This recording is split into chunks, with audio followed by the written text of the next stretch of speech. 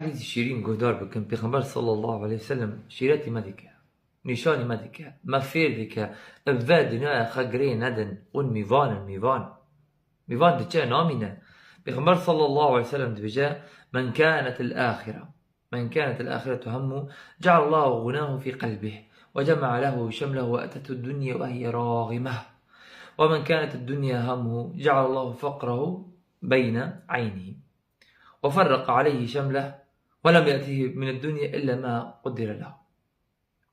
يعني من الإنسان أو كالصنع كي همي وانا دردي وانا آخرت به الله يعني دولمندي وي دي كاد دلي وي تتبني سر بلنده تتبني نخموية الدنيا تتبني الدنيا تال جوي هاو ناچل الدنيا بي الدنيا ناكبه خلاص الدنيا تال جوي باور كريت توكل وي لسر خدايا خدنا خسر دنيا نكشتيه دنيا هوا بس دنيا ناضخة الدنيا نامنة يعني. فبيغمبر صلى الله عليه وسلم جاء كي خموي دردوي آخرته الله سبحانه وتعالى دولة من دوي دكال الدلوي عزتها رومتها سرب لنبونا وجمع له شمله وأتته الدنيا وهي راغمة وتشتوي لها في كونكر دنياوي لها في كونكر والدنيا تالي بشياوي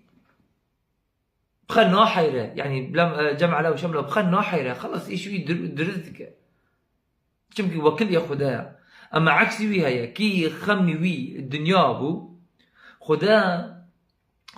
فقري وي كلا لبشيه تشاوي وي تدبيني تقص فرجة ويها يا وشقص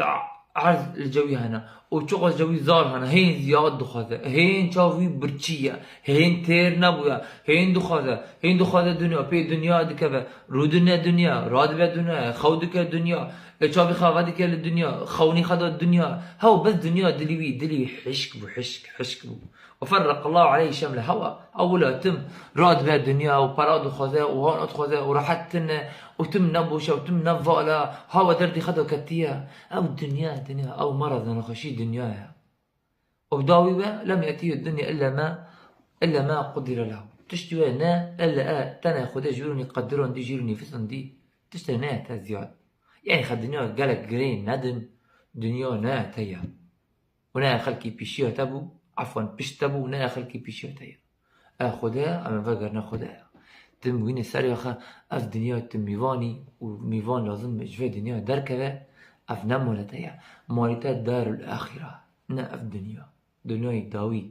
هاج الخابن هاج دلي خابن بلا نخشية دنيا دلي و ناعق ريدا